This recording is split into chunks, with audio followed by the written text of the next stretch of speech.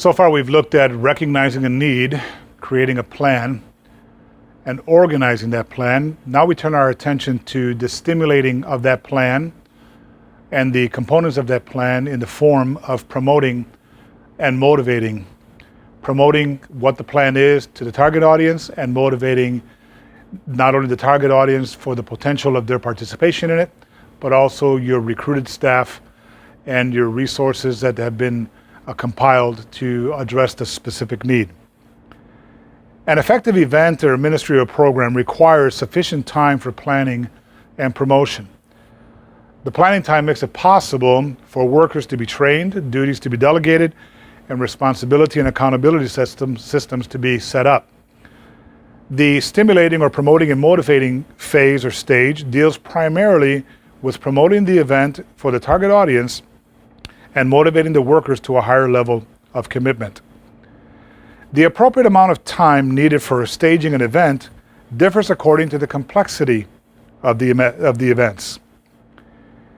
It's determined by the recruiting of the personnel, the budget, the facilities, the equipment, and the larger the need and the more people involved as workers and participative audience, the more time is usually needed, and add to that the sufficient time for training, raising a budget, and it may seem that some programs may never get implemented, but there's a reminder that's in order.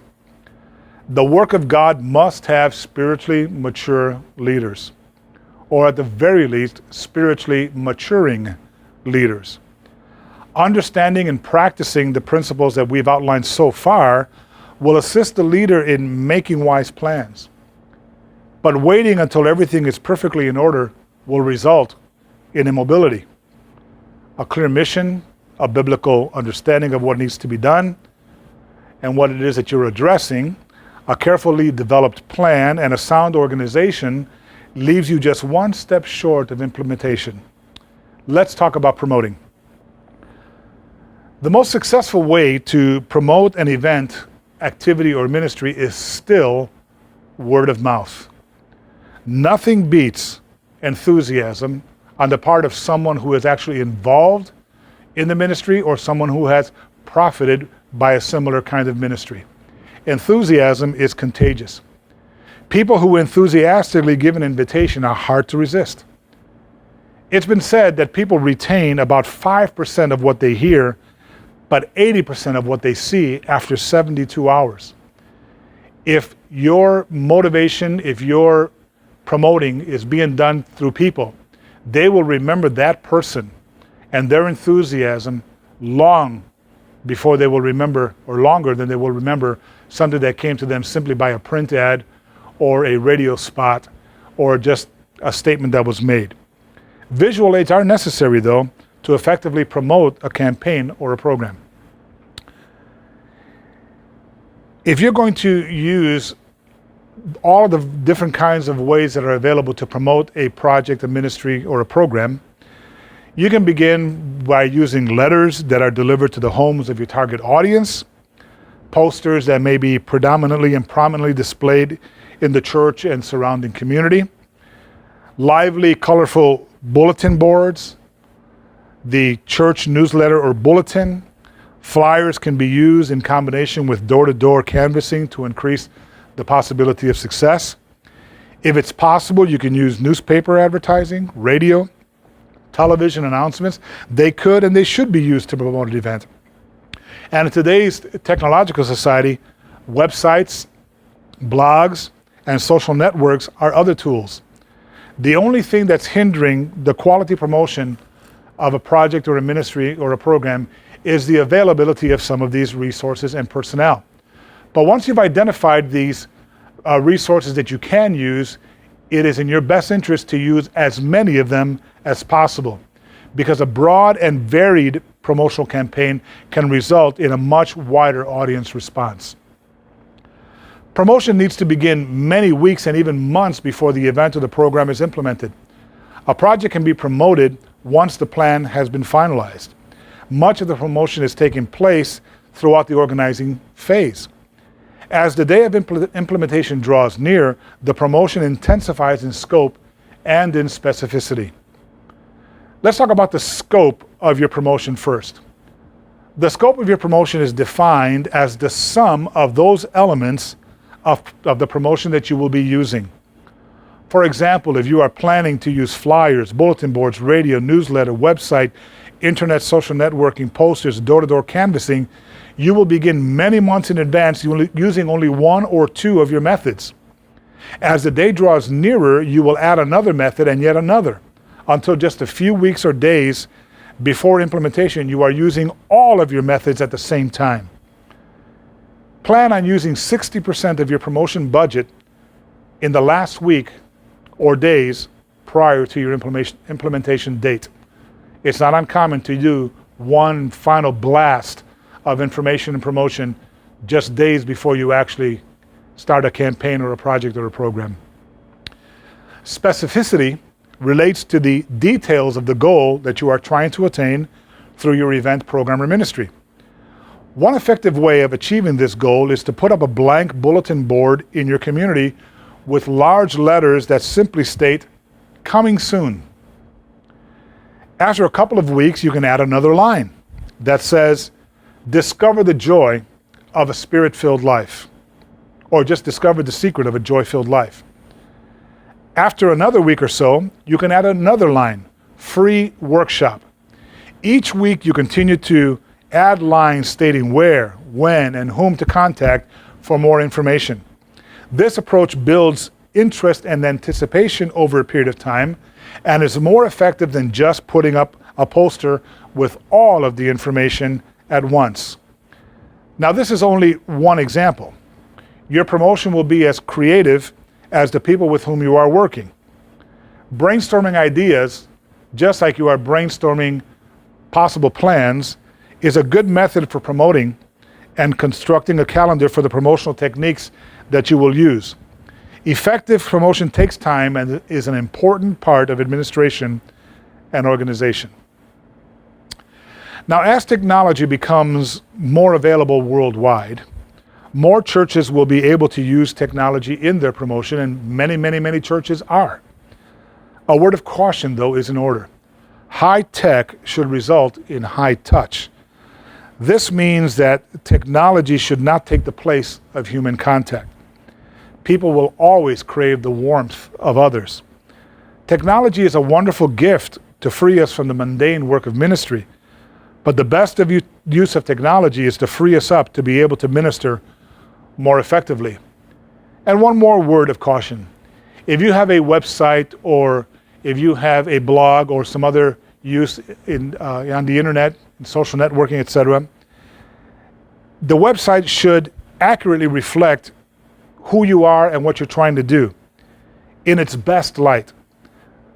But it should not show your church in the way that you would like it to be, resulting in disappointment when someone comes to visit and participate in your program when what you promised you're not able to deliver. So let's look at not only promoting, but let's look at motivating your staff and the potential target audience that you're going to be reaching.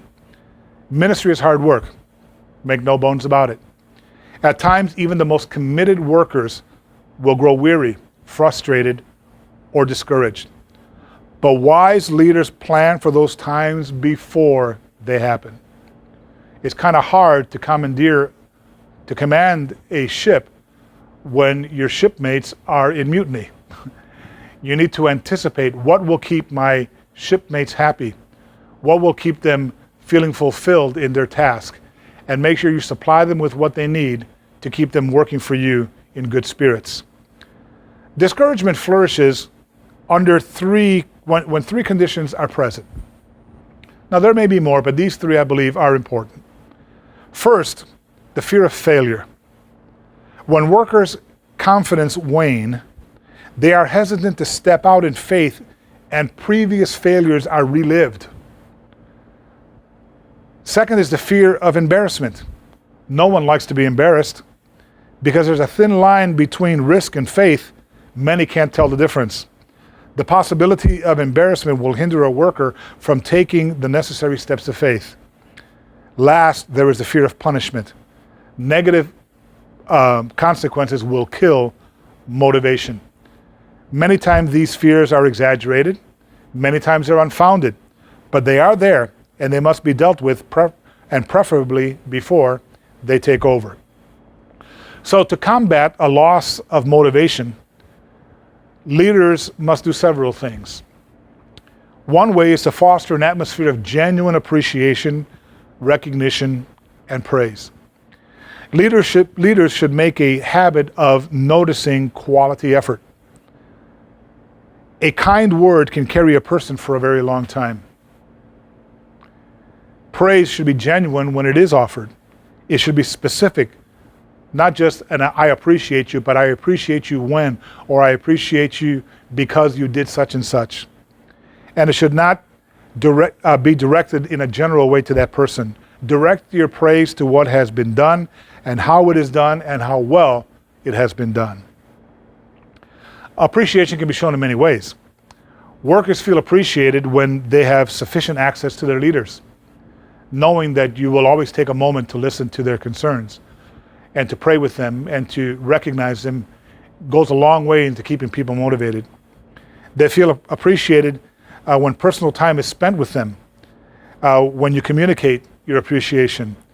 Ensuring that they have the necessary tools to work with also communicates to them that you care and you're concerned about their success. But recognition can be embarrassing as well as beneficial. Most people don't like to be made examples of, even positively. They want the glory to go to God and are often willing to work long hours in obscurity. But a brief mention in public, a note of appreciation, or a small token gift is often in order. Care must be taken not to show favoritism that might create division, but all workers can be appreciated at one level or another, and they should be. Fostering an atmosphere of genuine praise, appreciation, and recognition can greatly enhance morale and motivate team members. Another way to motivate workers is through incentives. Now, caution must be advised. In ministry, we must not give the impression that all work done for the Lord will be rewarded in this life. Tangible rewards are not the only way to offer incentives. Some workers are motivated with the promise of being given a voice in decision making if they prove themselves in their assigned tasks. Workers rewarded for their efforts in this way, they thrive in their work environment. Others can be offered greater latitude and creativity. Workers whose ideas have been successfully implemented are more likely to offer new ideas, especially if they are encouraged to share them. Others respond favorably when given greater responsibility. While some may avoid responsibility, others are motivated by their sense of value to the program. These types of incentives cannot be measured in discernible ways, but they are effective and should be employed by leaders as a means to keep workers motivated. Careful, prayerful discernment will allow you to see what method works best for which worker. Team morale, on the other hand, can be kept high by a constant reminder of the goal that is before them. An excellent example of this is found in the book of Hebrews, where it is said of Jesus that who for the joy that was before him, he endured the cross. You'll find that in Hebrews chapter 12, verse 2. It's easy to lose track of the goal when you are heavily involved in the task.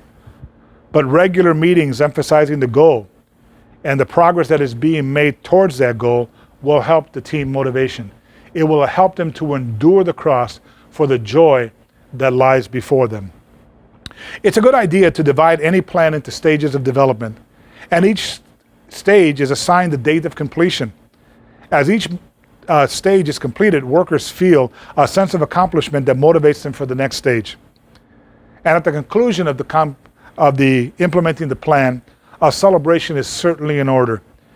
At this celebration, a time of reflection during fellowship can be enjoyed, recognition can be given, and praise to the Lord can be offered. This celebration serves to bring the activity to a close on a positive note.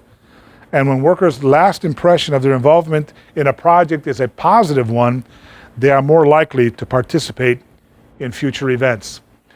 So it's important to use all of the tools that are available to you for promoting and for stimulating and for motivating workers, the target audience, to participate in a plan that has been carefully discerned through prayer, through reading of Scripture, and through being led of the Holy Spirit. We have one more session before we conclude this study. We're going to talk about evaluating in administration and organization, and we'll do that when we come back.